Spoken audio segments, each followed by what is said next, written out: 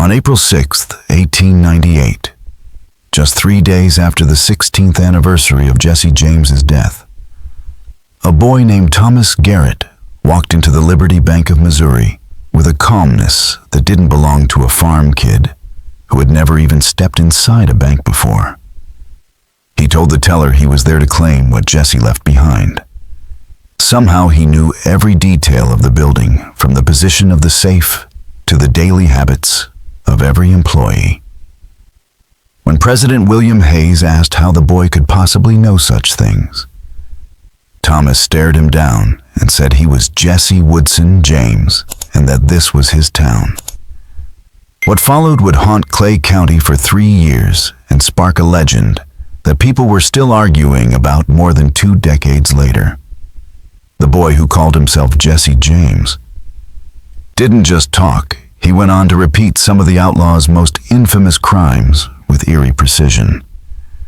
He built a gang of desperate men and carried out robberies that matched the originals down to the smallest detail. By the time the law finally trapped him, Thomas Garrett was no longer just a thief. He had become the living ghost of America's most feared outlaw. Thomas had been born on April 6, 1882, outside Kearney, Missouri, exactly 3 days after Jesse James was shot in the back by Robert Ford. The coincidence was striking enough that the midwife Sarah Mitchell mentioned it at his birth. She had lived in Clay County for decades and remembered the James brothers from their youth. Yet the Garrett family had no ties to Jesse or his gang. His father, Robert Garrett, was a farmer who had kept his family alive during the Civil War without fighting for either side. His mother, Elizabeth, came from a respectable Methodist family in Independence and had no patience for outlaw legends. They were decent, law-abiding folks, raising their children to work hard and live right. For his first 12 years, Thomas seemed to be following that path. He went to the little one-room schoolhouse 3 days a week, did his chores, and showed no special interest in guns, horses, or crime. His teacher, Martha Hopkins, remembered him as quiet, smart, and especially good at math and geography. But something shifted in the summer of 1894 when Thomas turned 12. He developed an obsession with maps, especially detailed ones of Missouri's railroads and river crossings. He would trace routes for hours, making notes no one else could understand. And when asked why, he simply said he was planning for the future. Not long after, he revealed an uncanny knowledge of firearms. Though he had never been trained, he could strip and reassemble a Colt revolver. Like a professional gunman, his father knew this was impossible since Thomas had never been around anyone with that kind of skill. Stranger still was his growing fixation on horses. Though the family only owned 2 draft horses for farm work, Thomas practiced riding with a mastery that suggested years of experience or a natural gift so sharp it bordered on something unexplainable. By the time Thomas turned 14, he could mount a moving horse ride bareback at full speed and pull off maneuvers that impressed even seasoned horsemen in Clay County. His skills seemed unnatural for a farm boy with no formal training. Alongside that ability, he carried in his mind what could only be described as an atlas of the county. He knew every cave, creek bed, and abandoned shack, and most disturbingly, every possible escape path for someone fleeing the law. When neighbors joked about how well he knew the land, Thomas would smile and say he had always been good at finding his way around places he had never been before. What troubled his parents most was not the horsemanship or the maps, but his growing obsession with Jesse James.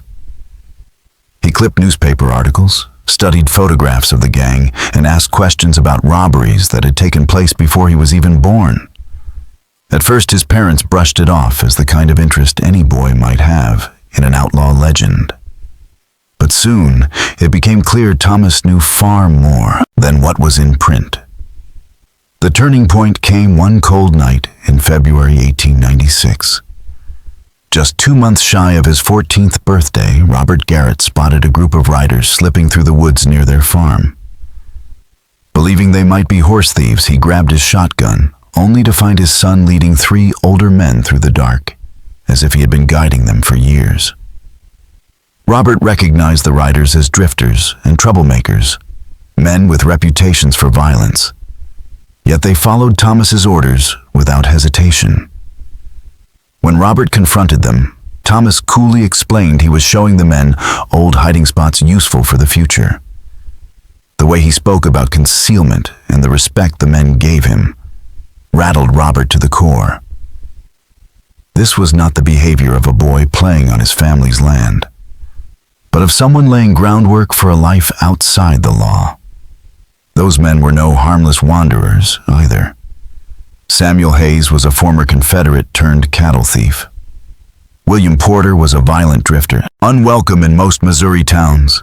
And Frank Wheeler, the most unsettling of all, had once ridden with the younger brothers and claimed to know Jesse James himself when Robert ordered them off his land. Thomas's voice hardened.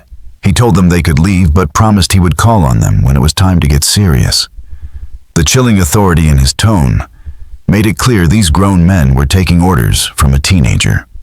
Over the months that followed, Thomas's disappearances from the farm grew more frequent, always explained away as hunting trips. Though he never brought home a rabbit or bird, soon rough-looking men began appearing at the Garrett farm, speaking with Thomas briefly before riding off without introductions. His mother, Elizabeth, grew more alarmed each week, especially when she noticed her son carrying items that the family had never bought, possessions that hinted at dealings best left unspoken. Thomas's mother had hoped the strange behavior would fade with time. But when she discovered the expensive boots, the fine saddle, and worst of all, the pair of Colt revolvers he had hidden in the barn, her fears deepened. She caught him practicing with them when he thought no one was watching his movements, too sure for a farm boy with no training. When pressed about where such items came from, Thomas dismissed her concerns with a shrug, saying they were gifts from friends, grateful for his help. Any attempt by his parents to pry further was met with vague answers that carried an edge of menace, as if he were warning them to stop asking questions they weren't meant to understand. Things escalated in the fall of 1896 when Robert Garrett stumbled upon boxes of ammunition. Sacks of provisions and blankets stacked in the barn. Supplies meant not for farm life, but for men on the move. Demanding an explanation, he confronted his son only to hear words that made his blood run cold. With the calm confidence of someone far older, Thomas told him there were forces at work in the county he couldn't comprehend. Plans that required the right kind of men and a leader strong enough to guide them. He said he had been chosen for that role and warned his father he could either support him or step aside. But nothing could stop what had already begun. The moment that lifted Thomas Garrett from a troubled boy into a figure whispered about in Clay County lore arrived on April 3rd, 1898, the 16th anniversary of Jesse James's death. Now 16 himself, standing tall and lean with the presence of a gunfighter, Thomas gathered the men who had been orbiting around him for the past 2 years. The meeting was held in a rotting barn 5 miles from the family farm, chosen because it offered both shelter and multiple escape routes. Those who answered his call were a rough mix of Missouri's underbelly disillusioned ex-Confederates drifters seeking direction, outlaws looking for leadership, and locals worn down by hard times. Samuel Hayes, once a skeptic, was now utterly loyal to the boy, and later told lawmen that the gathering felt more like a revival meeting than a criminal council. In the flickering light, Thomas stood before them and began to speak with a clarity and command that silenced the barn. He reminded them they had followed him for 2 years without knowing why, sensing something they couldn't put into words. Then he told them plainly, the name Thomas Garrett was nothing but the shell of the body he was born into. His real name, he declared, was Jesse Woodson James, and he had returned to finish the work cut short by Bob Ford's bullet in 1882. Some laughed, convinced this was a boy's wild fantasy, while others shifted uneasily, uncertain whether they were witnessing delusion or something unexplainable. But Frank Wheeler, the man who once rode with the younger brothers and had claimed to know Jesse James himself, didn't laugh. He watched Thomas with wide eyes, his face caught between awe and dread, before finally whispering the only words that mattered. "Prove it. If you're really Jesse James, prove it in a way that only he could." The challenge hung heavy in the barn, the men waiting to see if the boy would falter. Instead, Thomas smiled as though he had been waiting for this very moment. From inside his coat, he produced a folded map worn soft with use. He spread it across a wooden crate, and the lamplight revealed not just the floor plan of the Liberty Bank, but careful notes about the routines of every employee, the location of the safe, the timing of cash deliveries, and most startling of all, scrawled annotations in Jesse James's own hand.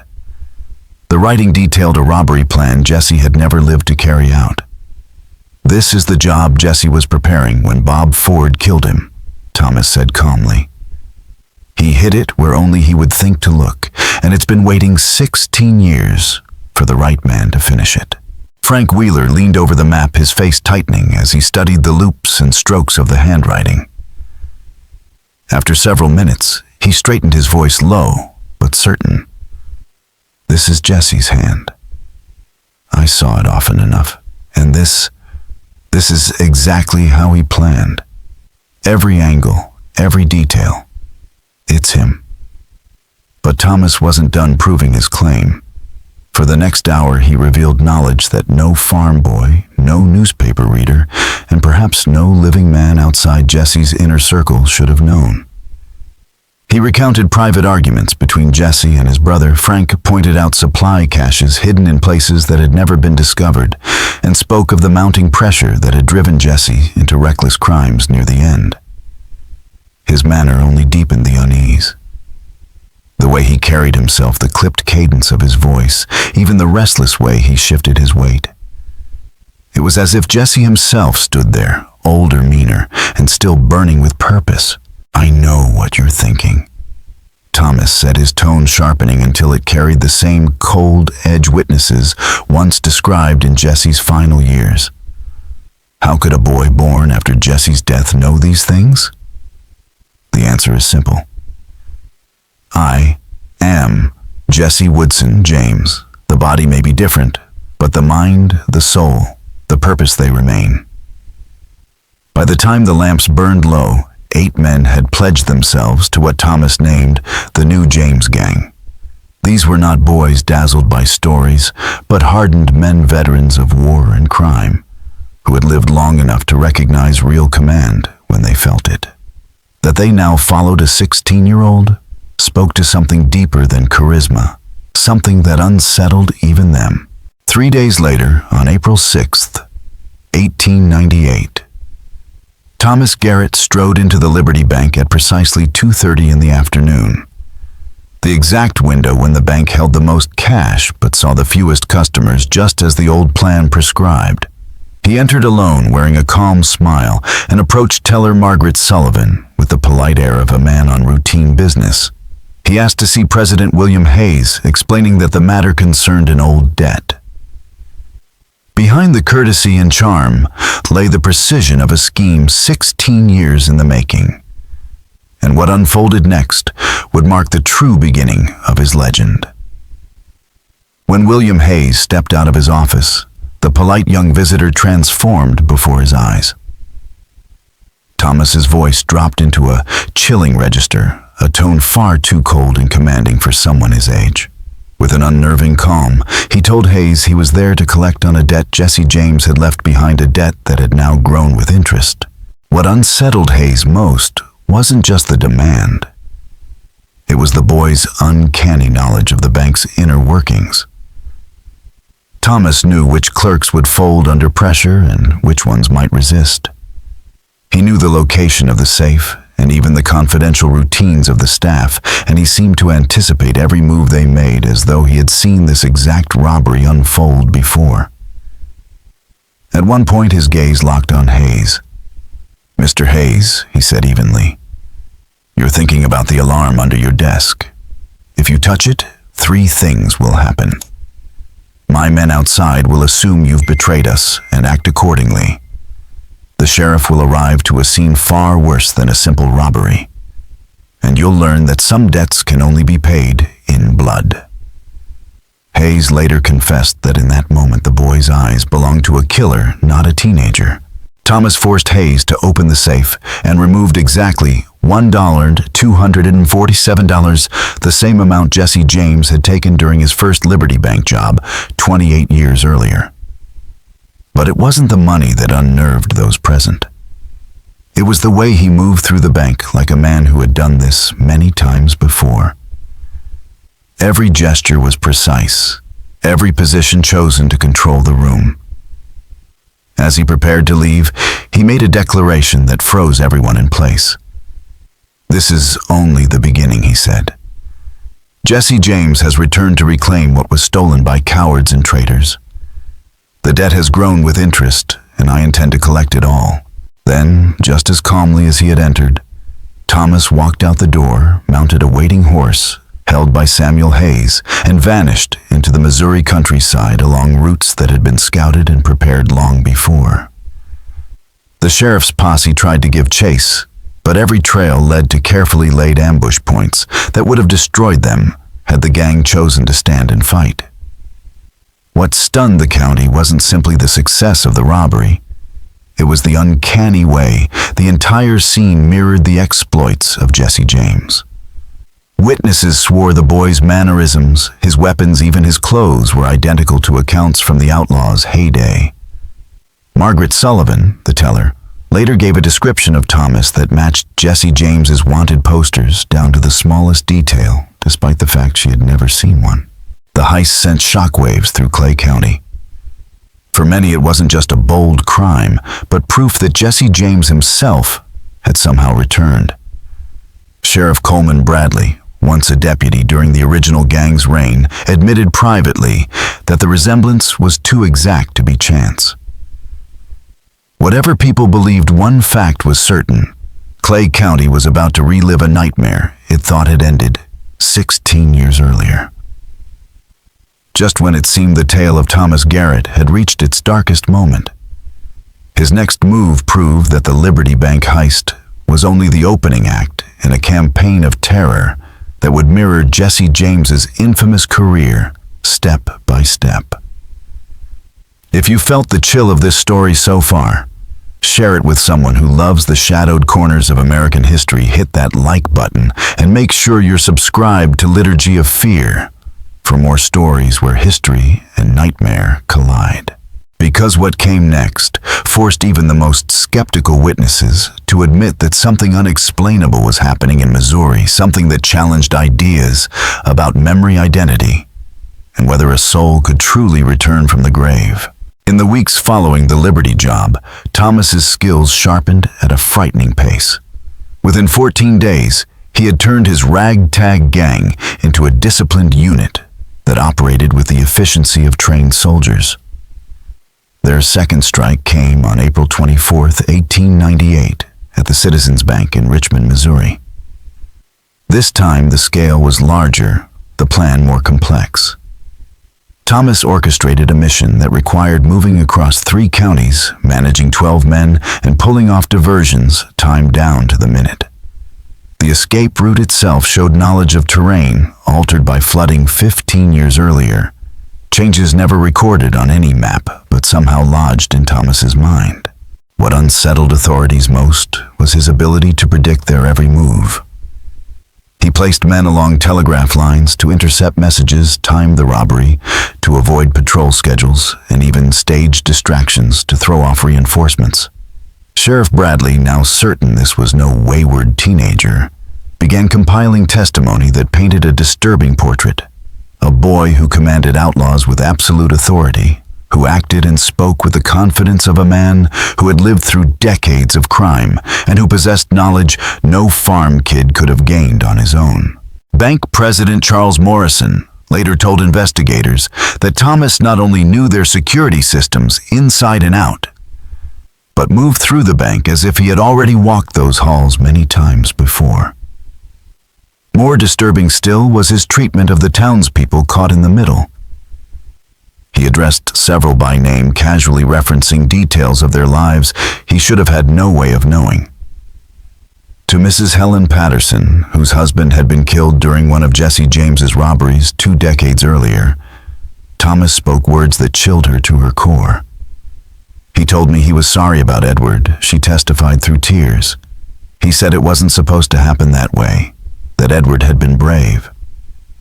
Then he told me things about that day, things Edward said before he died that never appeared in any paper, and that I never told a soul.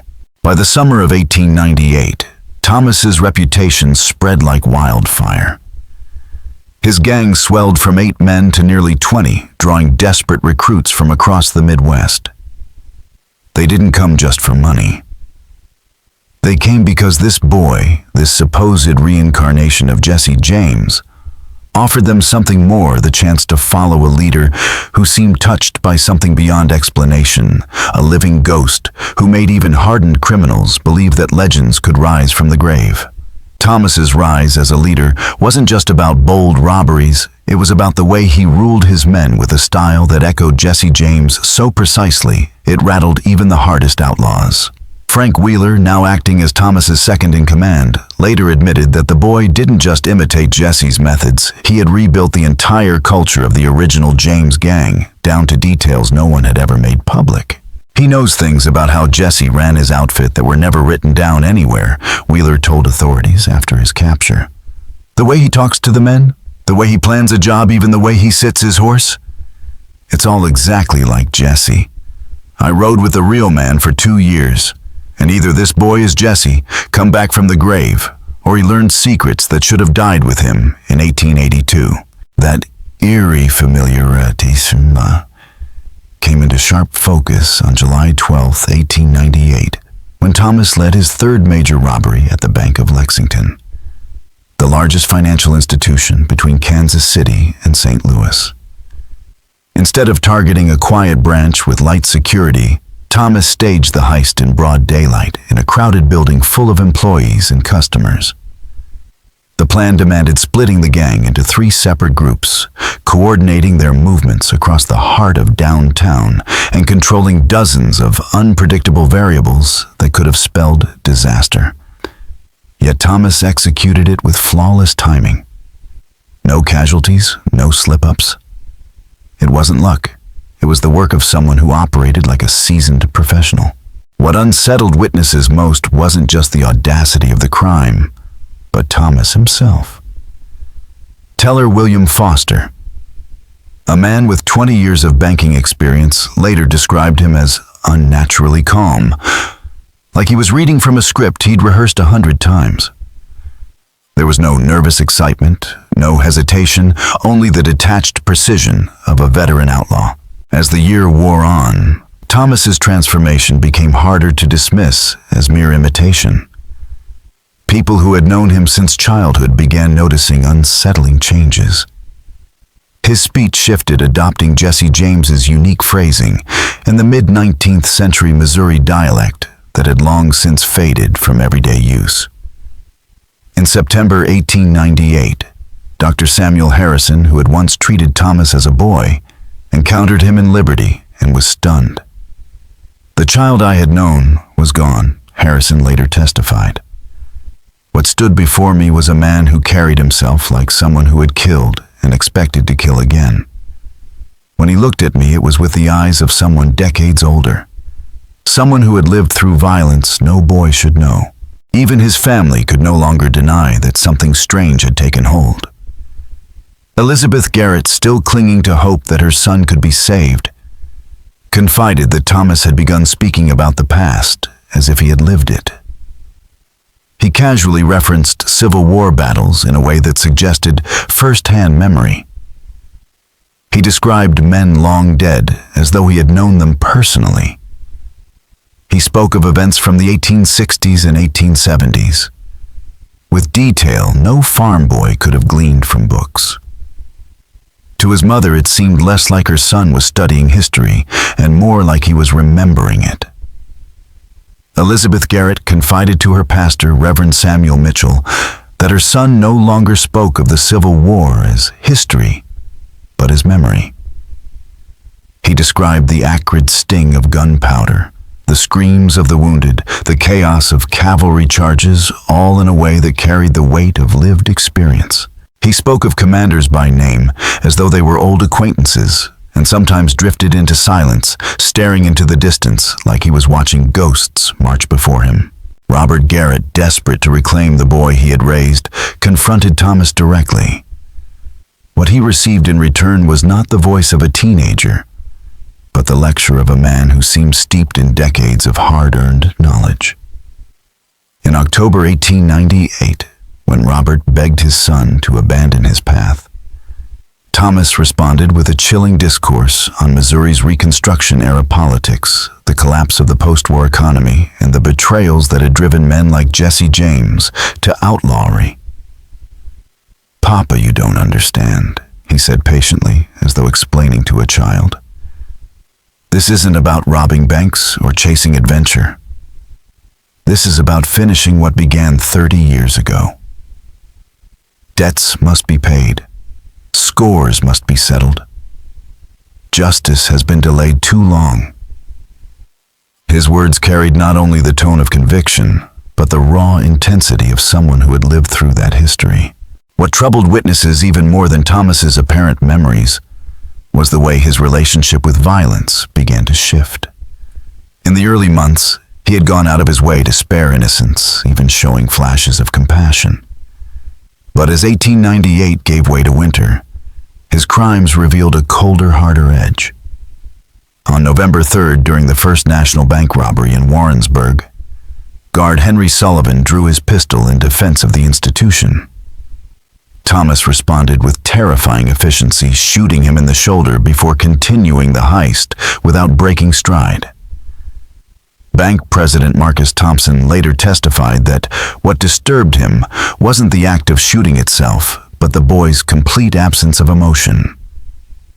He fired, saw the man fall, and carried on as if it were nothing, Thompson said. No anger, no fear, no satisfaction, just the work of someone for whom killing was routine. The most haunting moment of the robbery came after Sullivan, bleeding on the ground, looked up at Thomas and whispered one word, "Jesse." Without hesitation, Thomas paused, glanced down and said, "Hello, Henry." It's been a long time since Northfield. The reference was unmistakable, the failed 1876 raid on Northfield, Minnesota, where Jesse James's gang had been cut down by armed townsfolk. Sullivan had been a guard there, though he had never spoken publicly about his role. The knowledge of that connection was buried in memory alone, something a 16-year-old boy born years later could never have known.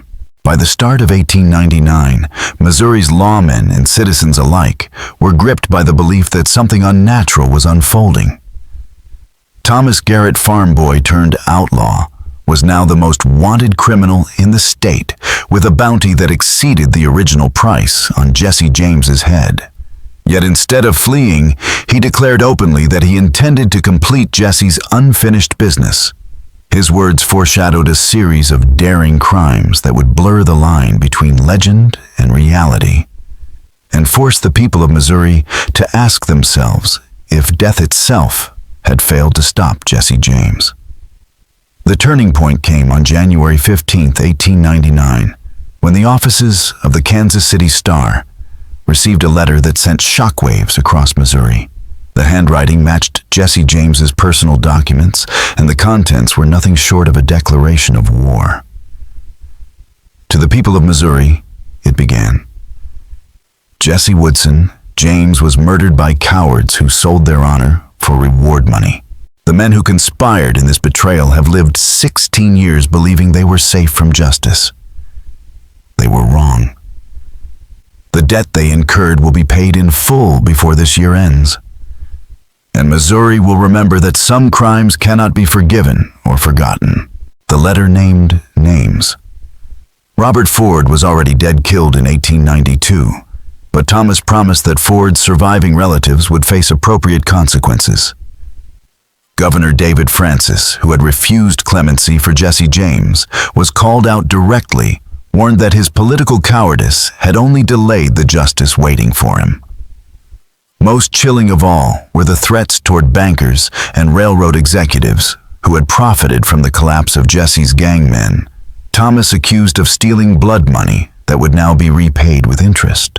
Sheriff Coleman Bradley, now working alongside federal marshals and Pinkerton detectives, realized this was no longer a series of robberies, it was a campaign of terror.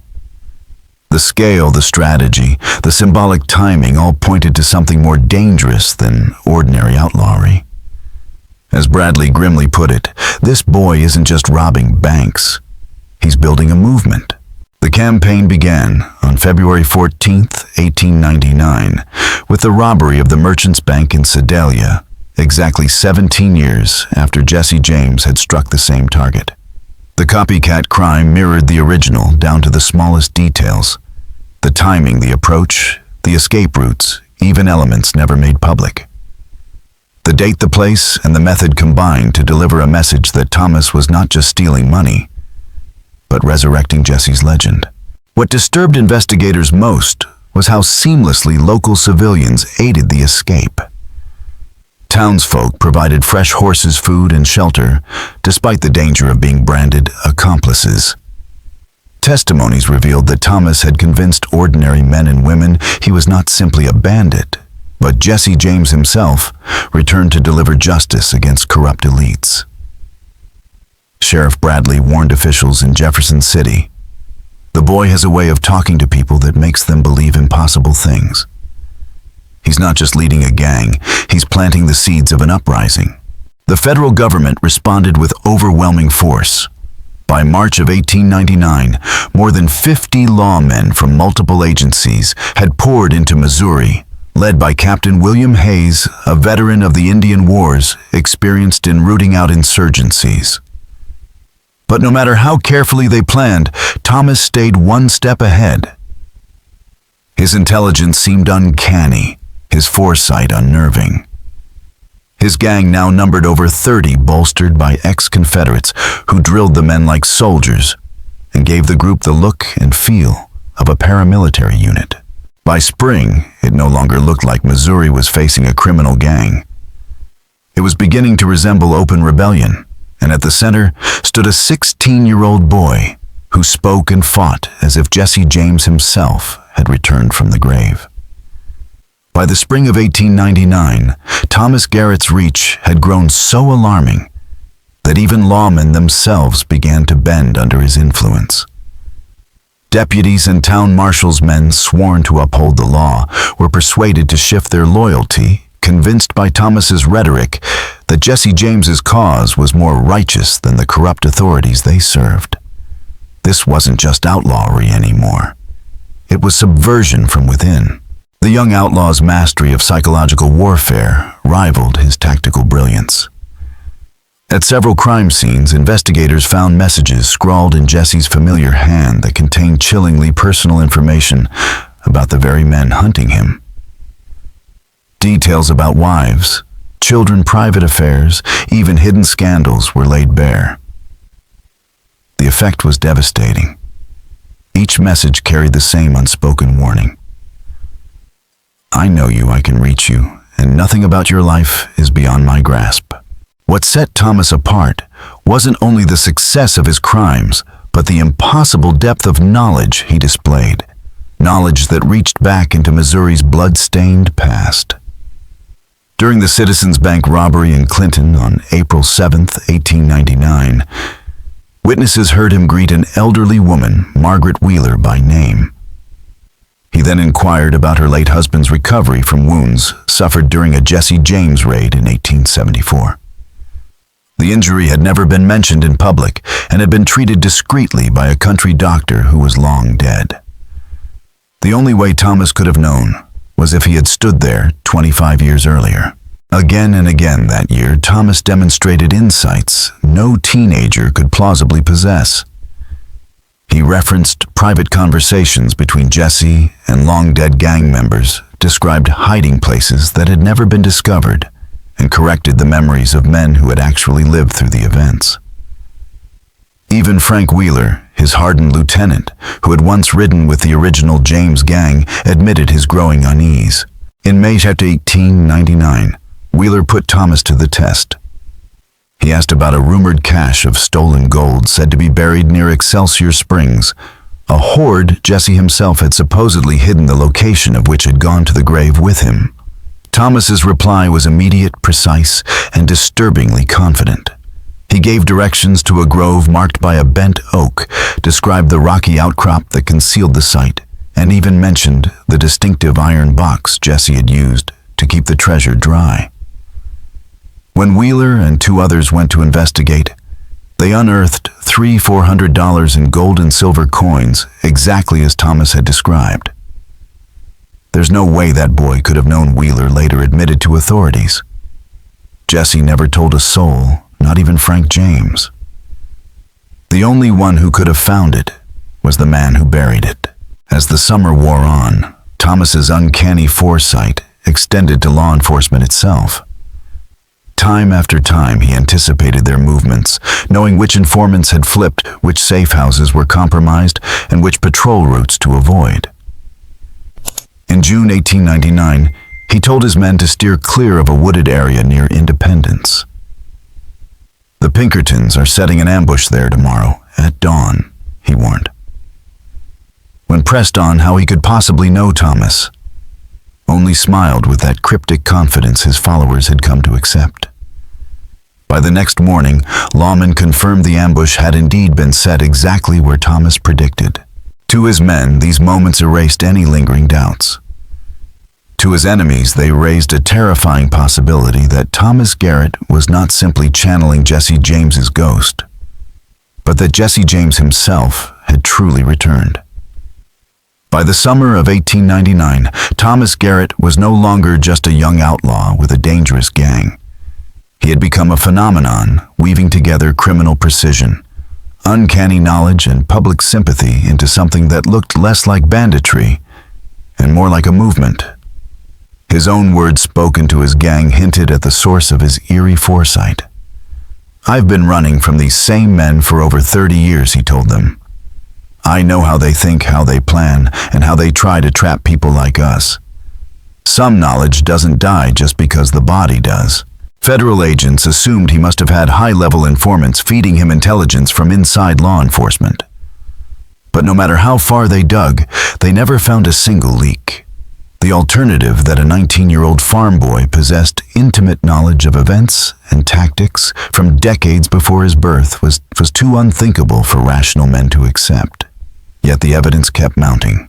During the Farmers Bank robbery in Butler on July 23, 1899, Thomas walked directly to a specific floorboard and pried it up, revealing the bank's secret emergency cash reserve. No one had searched for it. No one had hinted at it. According to bank president Charles Morrison, the compartment had been installed 15 years earlier, and its existence known only to Morrison and a deceased partner. He didn't even hesitate, Morrison told investigators. He went straight to that board like he'd hidden the money there himself. When I asked how he knew, he just smiled and said Jesse had always been good at finding where people hid their valuables. By autumn, Thomas's influence extended far beyond his 30-odd gang members. Farmers quietly offered shelter and fresh horses. Merchants slipped him tips about valuable shipments. Even respectable citizens began funneling money or supplies to what they believed was a righteous crusade against corrupt institutions. Through carefully staged public gestures and symbolic targets, Thomas reshaped his image from common criminal into folk hero, casting himself as the heir to Jesse James's war on economic oppression and political betrayal. He chose his victims carefully. Banks, railroads, and wealthy financiers were plundered. Poor or working-class citizens were spared and often helped. On September 12, 1899, during the robbery of the Missouri Pacific train near Otterville, Thomas ordered his men to return valuables to passengers who looked like laborers or struggling farmers. He looked at my calloused hands and asked what kind of work I did. Remembered passenger William Hoffman, a blacksmith from Jefferson City. When I told him I was going to see my sick mother, he handed me $20 and told me to make sure she got proper care. apologized for the inconvenience and wished her a quick recovery. It was the strangest robbery I could imagine. This image of the courteous outlaw, the avenger of ordinary people against greedy institutions, made capturing Thomas exponentially harder. He wasn't just slipping through the net of law enforcement, he was being shielded by a growing network of supporters who believed or desperately wanted to believe that Jesse James had truly returned to settle old scores. By late 1899, Missouri was no longer just a battleground between lawmen and criminals. It had become the stage for a legend that ordinary citizens either cheered or feared into silence. Communities that should have been aiding the authorities instead opened their homes to Thomas Garrett's gang. Farmers warned him of upcoming raids. Merchants slipped him information, and respectable families offered safe houses. Sheriff Bradley admitted that every failed attempt to catch the boy only made his reputation stronger. "We're not just chasing outlaws anymore," he told Governor Francis in October. "We're fighting a legend. Half the state believes he's an avenging angel, and the other half is too scared to say otherwise."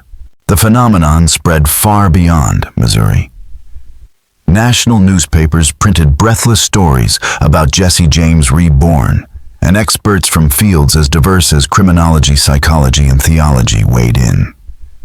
Dr. Edmund Walsh, a Chicago physician who specialized in mental disorders, traveled to Liberty to interview witnesses. His report, published in the American Journal of Psychological Medicine in December 1899, concluded, "The subject displays knowledge and behavioral patterns that cannot be explained by conventional psychology. Either he has gained access to information through unknown means, or human consciousness is capable of phenomena beyond the reach of current science." His words gave scientific weight to what many already feared, that Thomas Garrett was something far more than a cunning outlaw. But legends, no matter how powerful, are often undone from within. The end of Thomas's career began with betrayal, a fate that eerily echoed Jesse James's death 16 years earlier. Samuel Hayes, Thomas's closest lieutenant and one of the earliest men to swear loyalty to him, had grown disturbed by the changes he witnessed in his young leader. Once drawn to Thomas's charisma and almost mystical restraint, Hayes now saw a man sinking into darkness, embracing brutality with chilling ease. "He wasn't the same person I started following," Hayes later told federal agents. "At first he cared about innocent folks, about keeping the bloodshed to a minimum. But near the end, he talked about killing like it was nothing, about settling old scores, about debts that went back decades." He had turned into the worst kind of Jesse James, the one people whispered about, not the romantic figure they remembered. The breaking point came on March 15, 1900, during the gang's final robbery at the Bank of Versailles. When elderly clerk Robert Chen reached for the alarm, Thomas didn't hesitate. He drew fire and put the man on the floor with a cold efficiency that silenced the room. What horrified Hayes wasn't the act itself, but what came after. Thomas stood over the dying clerk with what witnesses described as satisfaction, not remorse, and said, "That's what happens to people who don't understand that some debts can only be paid in blood." For Hayes, it was the final straw. The boy who had once inspired loyalty had become something darker, crueler, and irredeemable. And so, just as Bob Ford had betrayed Jesse James in 1882, Samuel Hayes began secret negotiations with federal marshals, ready to trade loyalty for survival and to deliver Missouri's most feared outlaw into the hands of his enemies. Samuel Hayes's betrayal unfolded with the kind of precision that only long secret planning could achieve. Over several weeks, he met quietly with Captain William Hayes of the federal marshals, no relation, working out the details of a trap meant to end Thomas Garrett's reign of terror. Samuel's one condition was clear: if possible, Thomas had to be taken alive.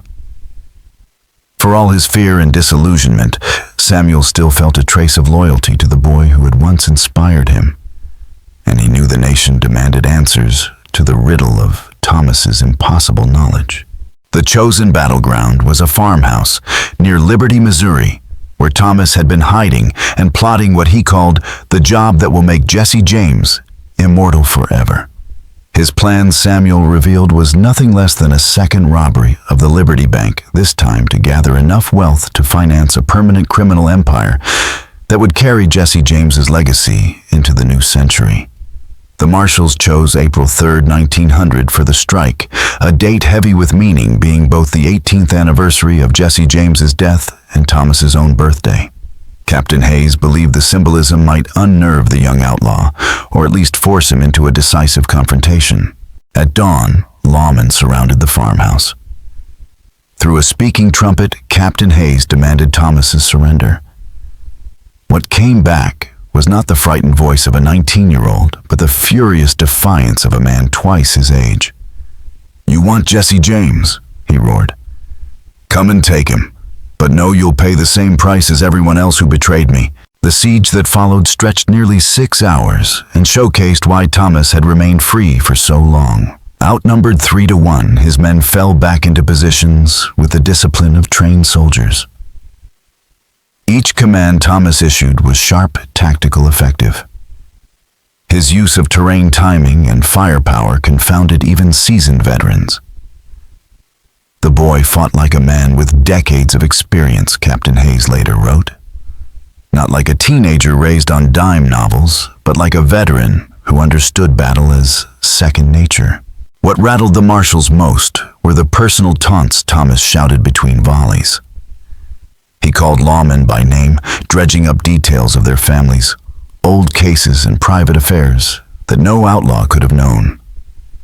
More than one officer swore Thomas revealed secrets never spoken outside their homes or offices. Whether this was intelligence gathered through a hidden network or something darker, the effect was the same. The men hunting him felt hunted in return. By late afternoon, the farmhouse had become a tomb. Thomas's gang lay dead or wounded one by one, cut down until he alone remained. With no hope of victory, he did not attempt flight nor surrender. Instead, he raised his voice for all to hear. "You think killing this body will end what Jesse James started? You're wrong. You killed me once before, and look how that turned out. Death is just another kind of prison, and I've already proven some prisoners can't be held forever." It was then that Captain Hayes led the final charge, determined to end the legend before it could grow any stronger. What awaited inside the smoke-filled farmhouse would be remembered, retold, and debated for generations as the moment Missouri confronted not just a boy turned outlaw, but something that seemed to stand outside the bounds of life and death itself. As the farmhouse filled with smoke and gunfire, Thomas Garrett made his final stand. In the main room, with marshals closing in from every side, he fought with a skill and ferocity that seemed far beyond his years. When his ammunition dwindled, he drew his revolver and fired with uncanny precision, wounding 2 more officers even as the lawmen stormed the building. It took Captain Hayes himself to close the distance, delivering the fatal shot that brought the boy outlaw down. Yet even in death, Thomas refused to release his grip on the legend he had built. Bleeding out on the farmhouse floor, his voice remained steady and clear. "This isn't over. Jesse James doesn't stay dead, and the people who killed him don't get to live in peace. Remember that when you're trying to sleep at night." He died at precisely 6:47 p.m. on April 3, 1900, 18 years to the day after Jesse James had been shot by Robert Ford. The symmetry of the timing defied logic, leaving lawmen and locals alike shaken by the sense that fate or something darker had been at work.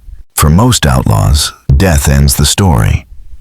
But for Thomas Garrett, what came after only deepened the mystery. Investigators combing through his belongings discovered items they assumed were fakes, props to bolster his Jesse James persona. Yet handwriting experts, historians, and even men who had once ridden with the James gang confirmed that many were authentic artifacts belonging to Jesse himself, missing since 1882. The most shocking find was a leather saddlebag containing Jesse James's personal journal. Its early entries, dated from 1881 to early 1882, chronicled crimes, hideouts, and schemes never revealed to the public. But it was the later pages that froze the investigators' blood. Written in the same distinctive hand, they were clearly dated from the 1890s and described events from Thomas Garrett's own career in the exact same voice, as if Jesse had simply resumed writing after an 18-year pause. Professor Marcus Sullivan of the University of Missouri, a leading expert in document authentication, examined the journal. The handwriting analysis is conclusive, he reported.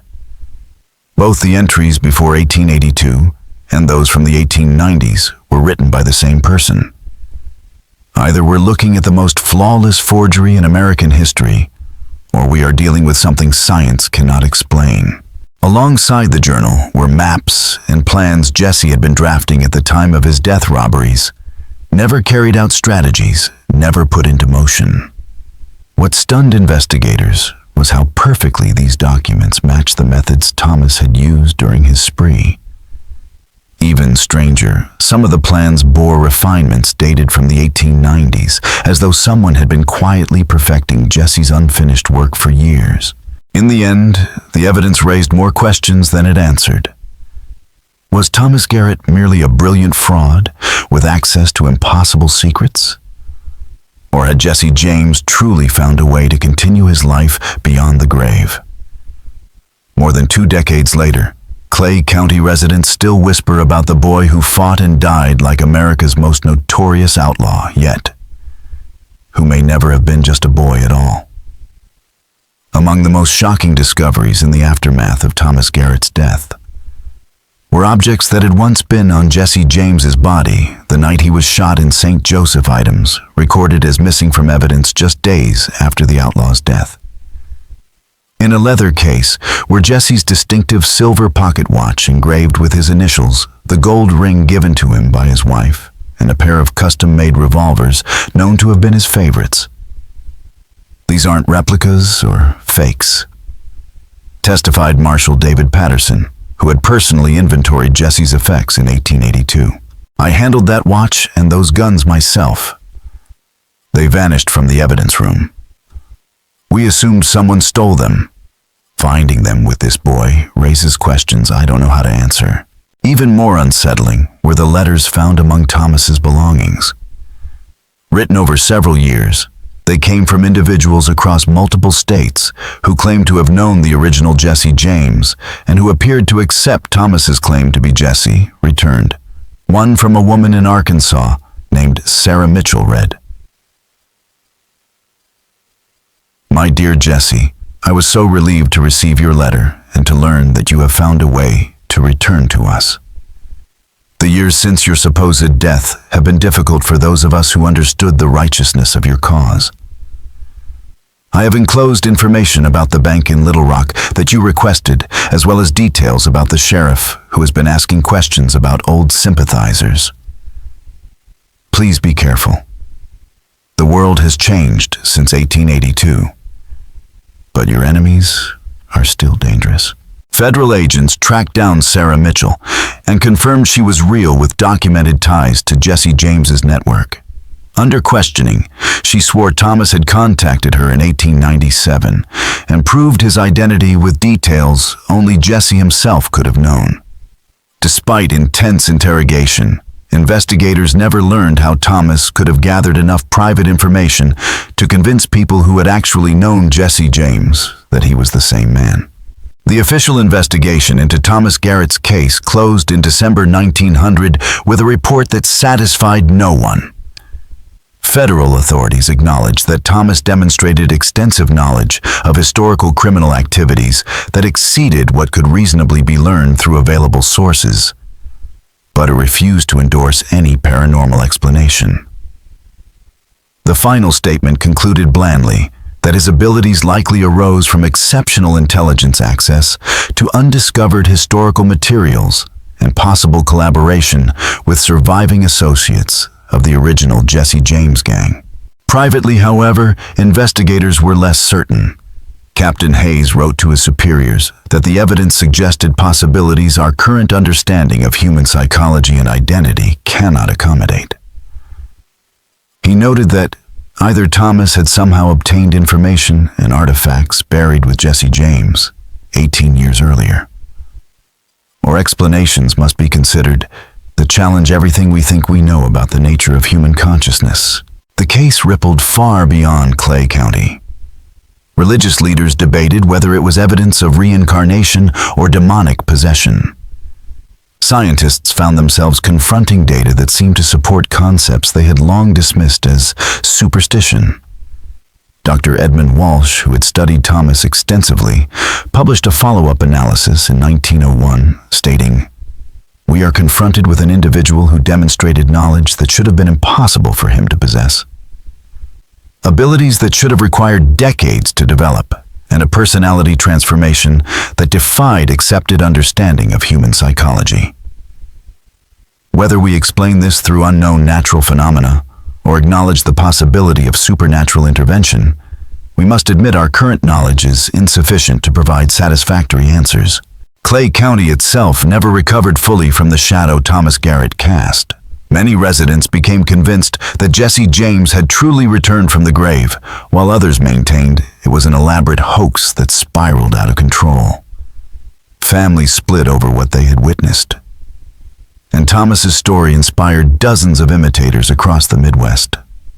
Young men claiming to be reincarnated outlaws or famous historical figures, some of them convincing enough to disturb even seasoned investigators. More than 2 decades after that final siege at the Liberty farmhouse, the official records remain sealed, reportedly to protect the privacy of families involved, though rumors persist of evidence too explosive to reveal publicly. Locals still argue over what they saw. Some believe Thomas Garrett was simply an extraordinary young man who exploited hidden knowledge and charisma. Others insist there is no natural explanation for the depth and precision of his memories, or for the transformation of a quiet Missouri farm boy into a figure who fought, spoke, and died like America's most infamous outlaw. "I knew that boy from the time he was born until the day he died," said Martha Hopkins, Thomas's former teacher.